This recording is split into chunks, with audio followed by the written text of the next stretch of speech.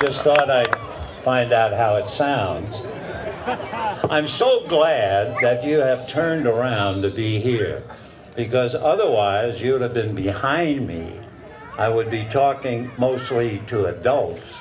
And really the reason that I came here was to express the fact that I'm honored and delighted to be with you today. This morning, when I was getting dressed to be here, it was 32 degrees. It was 3 degrees colder than it was in Chicago. And as I was dressing, I thought of a lesson that I learned in a perverse way the other way. The Dodgers were in St. Louis. It was a Sunday for a doubleheader, and it was like 105 degrees, 90% humidity, and the games were played on then newly installed AstroTurf. It was the hottest place outside of Hades.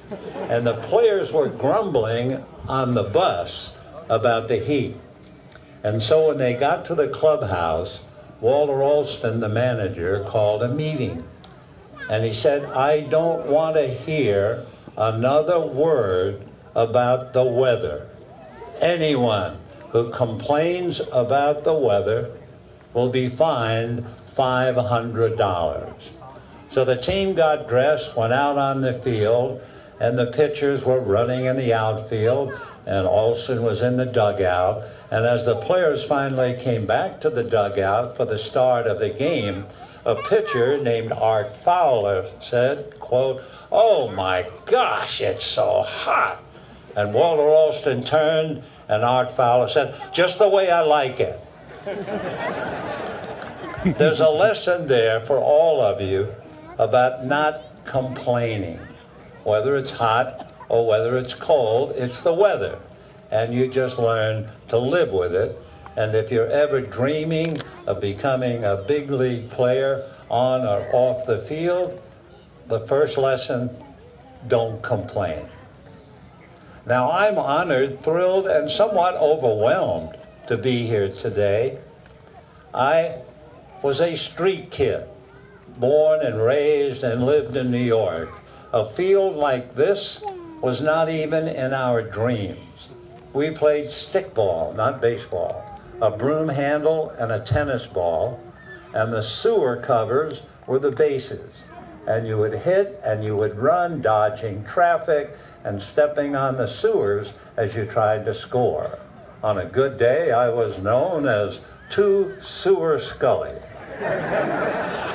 And then to go from that to this ballpark, and I understand completely, but you have no idea the benefits that have been given to you for the chance to play on this field.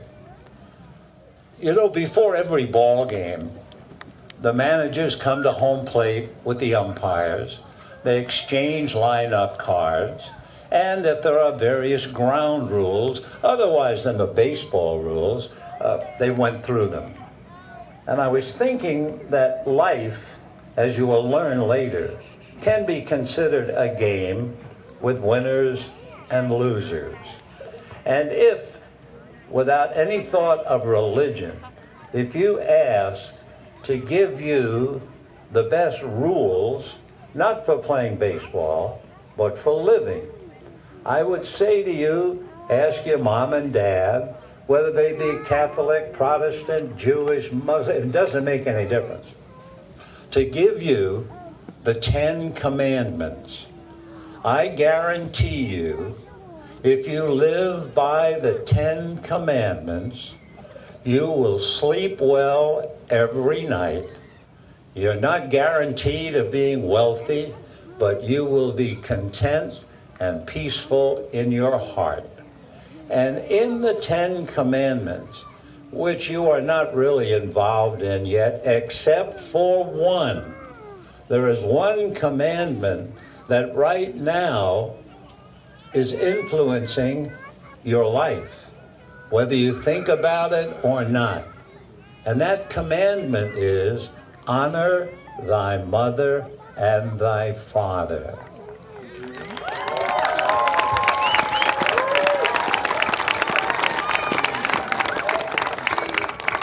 Your mom and dad are the reasons why you're here playing on this beautiful field. And I said that your formation of becoming a ball player and or a human being has already begun.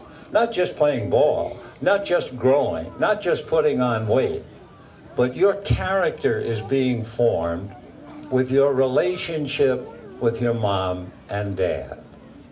Think about it. You might be thinking of baseballs and fastballs and curveballs and whatever. But right now and every day of your life, think and love your mom and dad. That will learn you one important lesson in life: respect and love. Now, the respect carries on from home with your mom and dad. It also maintains what you do and who you are when you're in school. So you now have respect for your teachers. And then you come out on this field and play. And you have respect not only for all the players who are on your team, but you also have respect for those on the other team. And besides having the respect of the players, your foremost respect should be for your manager. He represents your dad and everything that is good for you. And even though you might disagree as to whether you play, whether he wants you not to swing at a pitch or he wants you to bunt or whatever he wants, do what he asks and do it cheerfully. Another thing you will learn as you grow is to never show your feelings to the other team. Whether you do well, never mind celebrating, jumping in the air, because you have respect of the other team. And if you strike out or you're called out and you thought it was ball 4, have respect again for the umpire. And if it's a close play on the bases and you're called out and you think you're safe, if anyone is going to do the discussions with the umpire, it is your manager. If you keep that in mind, you're on the way to maybe being a good ball player, but more importantly, a far more important human being. Now, I didn't come here to teach you how to hit. I played high school varsity baseball, and I played college varsity baseball for Fordham University. That would equate out here to playing for Loyola Marymount University. And we played all the big colleges in the East. And one of the biggest games, we played against Yale University. 5,000 people in the stands, a public address announcer, scorecards. It was thrilling. It was almost as if we were playing a big league game. The pitcher for the Yale, named Frank Quinn, and I'm talking now over 60 years ago, Frank Quinn was signed for a $100,000 bonus. 60 some odd years ago, $100,000 was mind-boggling if it were given today. The first baseman for Yale was the captain of the team. I didn't know him. His name was George Herman Walker Bush, who became not just the captain of Yale, but the 41st president of the United States. So when you play, you never know who you're going to meet. By the way, in that game, Yale won 3-1, and both George Bush and I went 0 for 3. As a ball player, I could run well, I could catch very well, and I had a pretty good arm. But as a hitter, I stunk.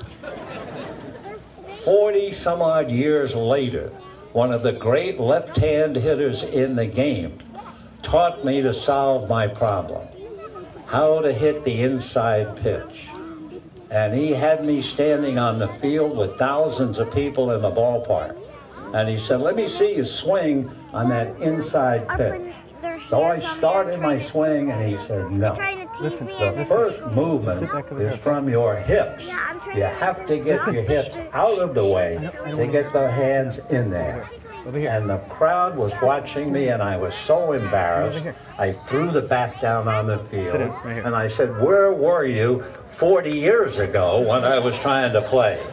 So I have nothing to do about teaching you how to play, but we can talk a little bit about how to react to play.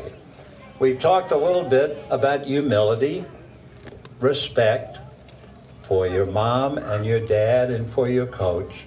You'll have good days, you'll have bad days. I'll always remember the story, I'm sure if you're baseball fans, the outfielder with the Washington Nationals named Bryce Harper. Bryce Harper was a talented little boy at 12.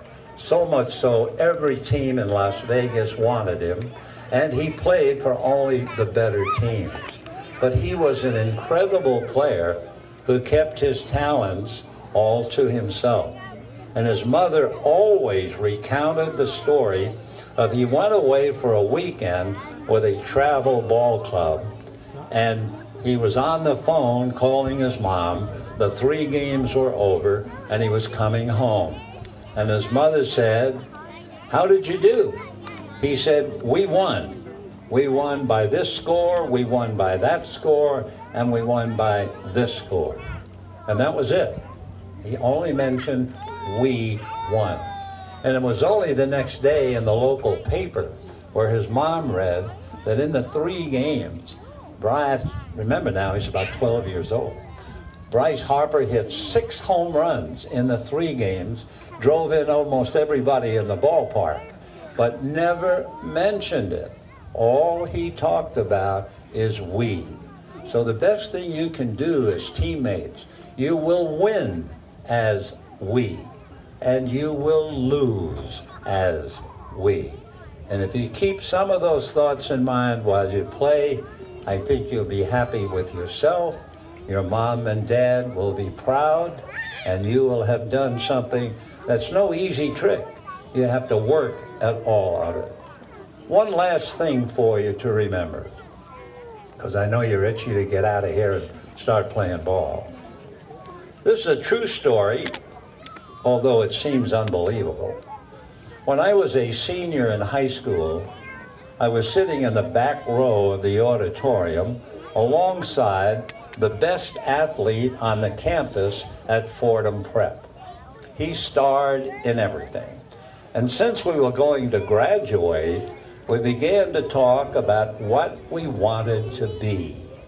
And I said to him, you know, if I could do it, I would love to be a big league radio announcer.